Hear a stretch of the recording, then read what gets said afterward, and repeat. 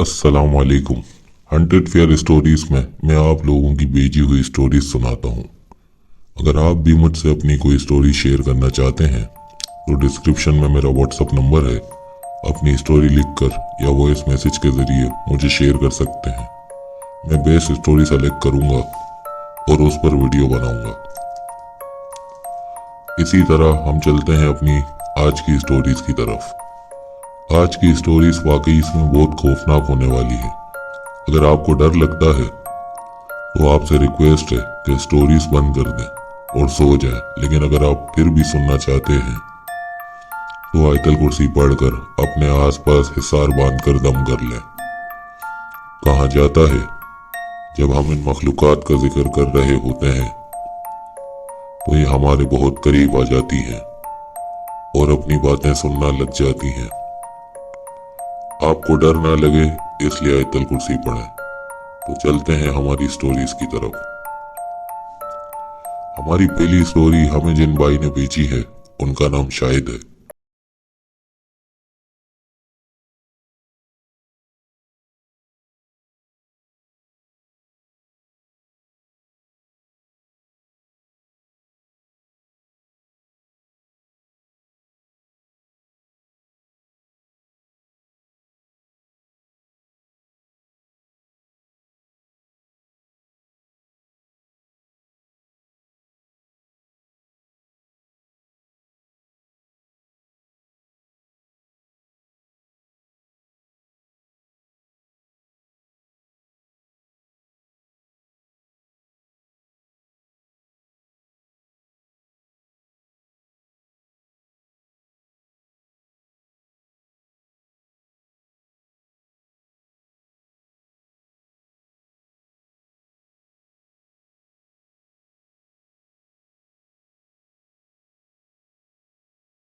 घर जल्दी कोई भी किराए पर नहीं देता। बहुत मुश्किल होता है, लेकिन किसी तरह हमने ग्राउंड फ्लोर पर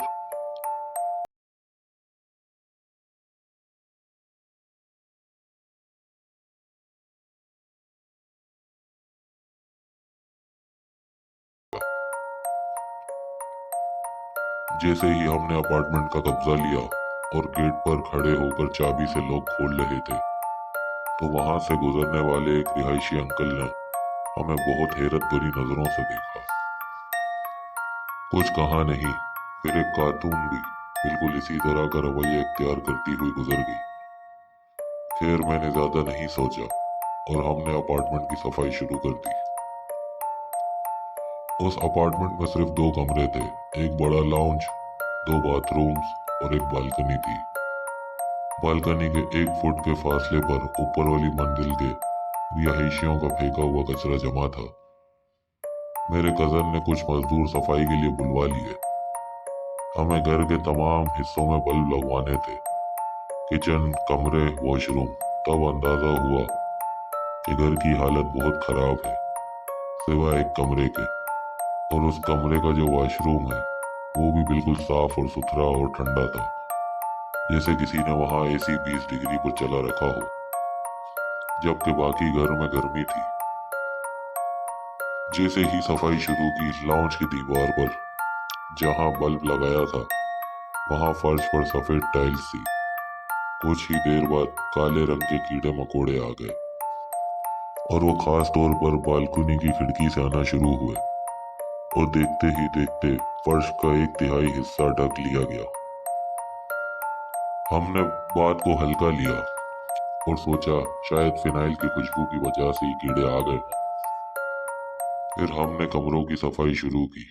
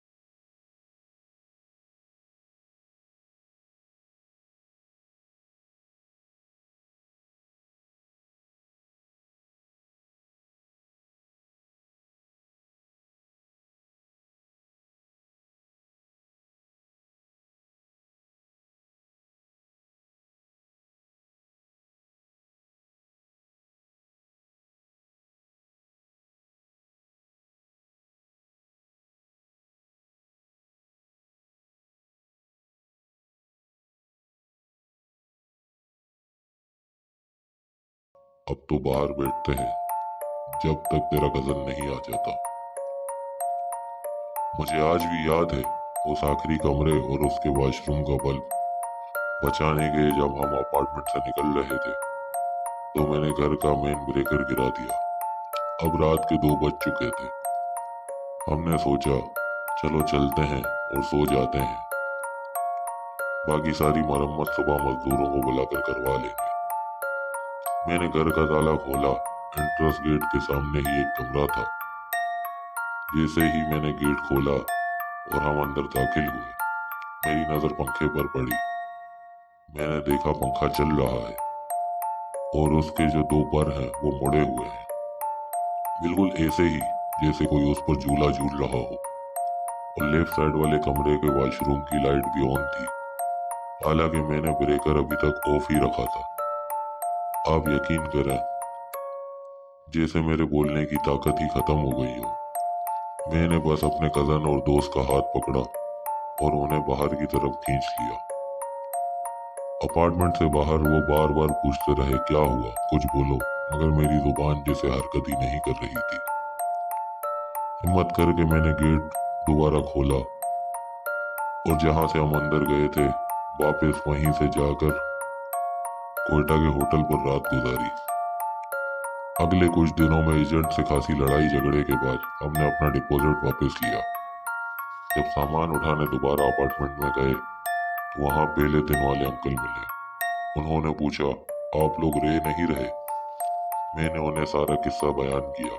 वो कहने लगे हाँ, पहले भी कुछ लोग इसी तरह इस घर से जा चुके हैं। जब मैंने वहां के चौकीदार से पूछा कि इस जगह का क्या मामला है तो बहुत इसरार के बाद उसने बताया यहाँ कुछ साल पहले एक उमर रसीदा खातून रहा करती थी। उसके बच्चे अमेरिका में थे।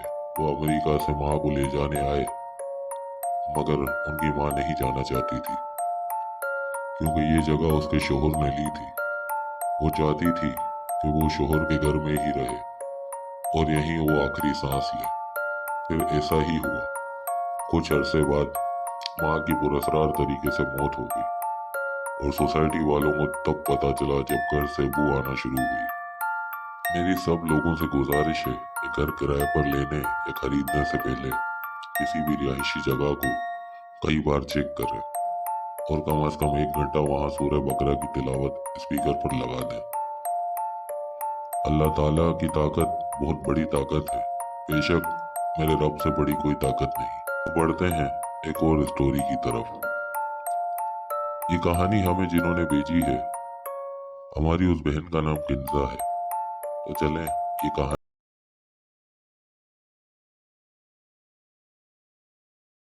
है और मेरा ताल्लुक पाकिस्तान के शहर फैसलाबाद से है। मेरे दिल में ख्याल आया कि मैं भी अपनी कहानी शेयर करूं ताकि लोगों को एक सबक हासिल हो सके। मैं एक ऐसी इंसान हूं जो बहुत कम घर से बाहर जाती हूं। ज्यादातर मैं अपने घर में ही रहने की आदत रखती हूँ। कभी कभार अगर जरूरी काम से बाहर जाना भी होता तो मैं अपने वालिदैन के बगैर कहीं नहीं जाती थी।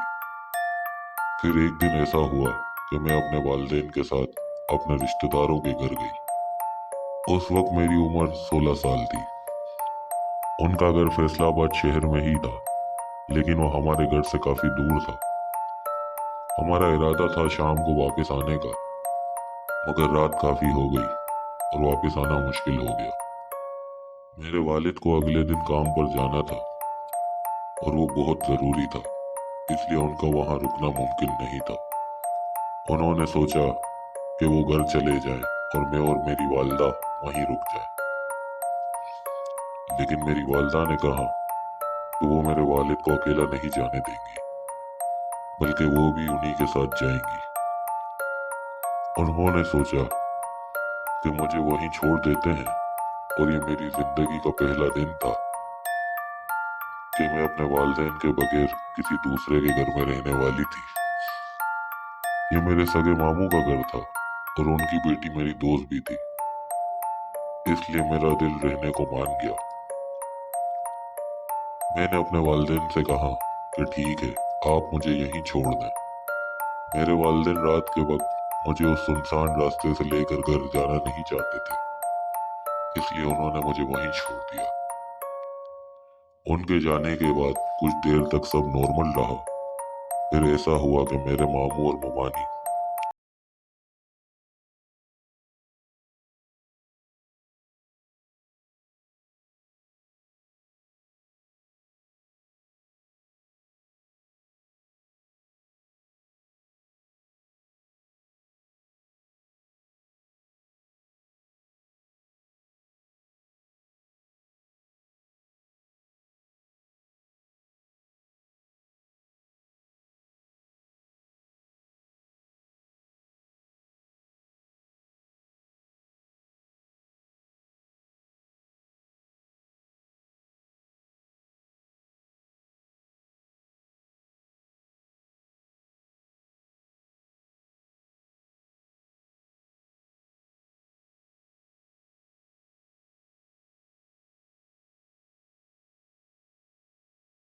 मेरे मामू का घर ऐसे इलाके में था जो थोड़ा गांव टाइप था, और गांव के घरों में ज्यादा खुलापन होता है, कोई खास सिक्योरिटी नहीं होती।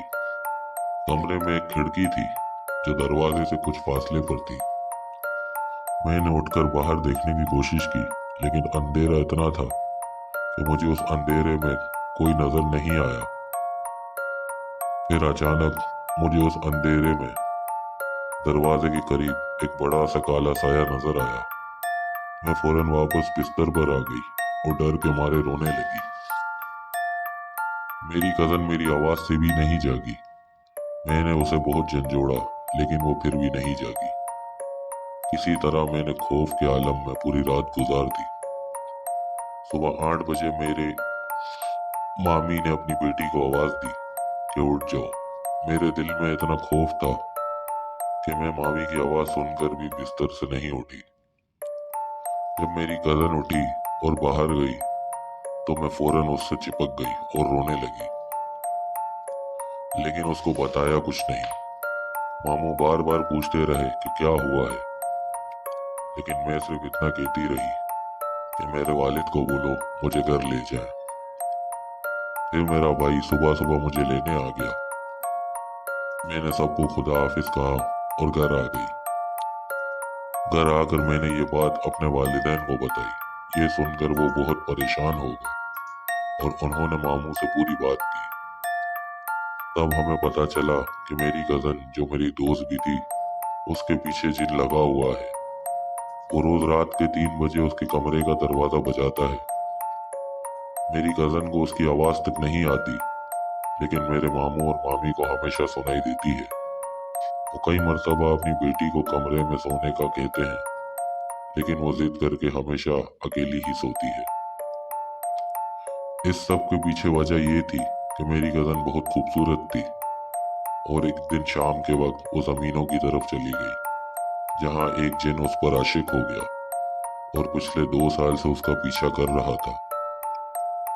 मेरी कजन को ये सब याद भी नहीं रहता, और कभी कभार वो अजीब सी हरकतें भी करने लग जाती हैं। इस कहानी को सुनाने का मकसद सिर्फ ये है कि कभी भी अपने बच्चों को अकेला किसी और के घर ना छोड़ें। वालिदैन से ज्यादा कोई अपने बच्चों को महफूज नहीं रख सकता। इस वाक़ये के बाद मैं बहुत बड़े सदमे से गुजरी और मुझे ठीक होने में 6 महीने लग गए। आज मेरी उम्र 25 साल है, लेकिन वो खौफ आज भी मेरे दिल में है। आप लोगों का कीमती वक्त ज़ाया ना करते हुए नेक्स्ट स्टोरी की तरफ बढ़ते हैं। मेरा नाम आज़म है और मैं गुलिस्तान जौहर कराची से ताल्लुक़ रखता हूँ।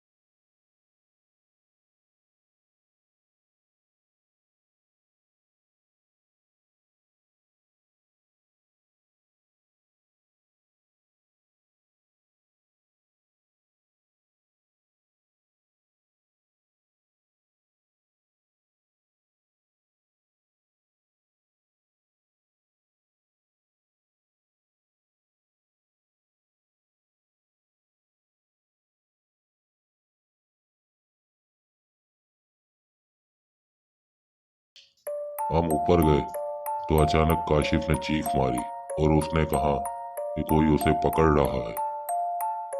हम फौरन भाग गए। काशिफ बहुत डर गया और बाद में बहुत बीमार पड़ गया। काफी जगह दिखाने और दम दुरूद करवाने के बाद ही वो ठीक हुआ। मुझे आज भी यकीन है कि उस घर के असरात ही रोड के एक्सीडेंट का बाइस बनते हैं। ऐसी ही एक और हॉरर कहानी जो हमारे एक सब्सक्राइबर ने हमसे शेयर की है, जिनका नाम मीसम अब्बास है। तो आए हम ये कहानी उन्हीं की ज़बानी सुनते हैं। अस्सलाम वालेकुम। मेरा नाम मीसम अब्बास है और मेरा ताल्लुक एबटाबाद से है। मैं आपका सब्सक्राइबर हूँ।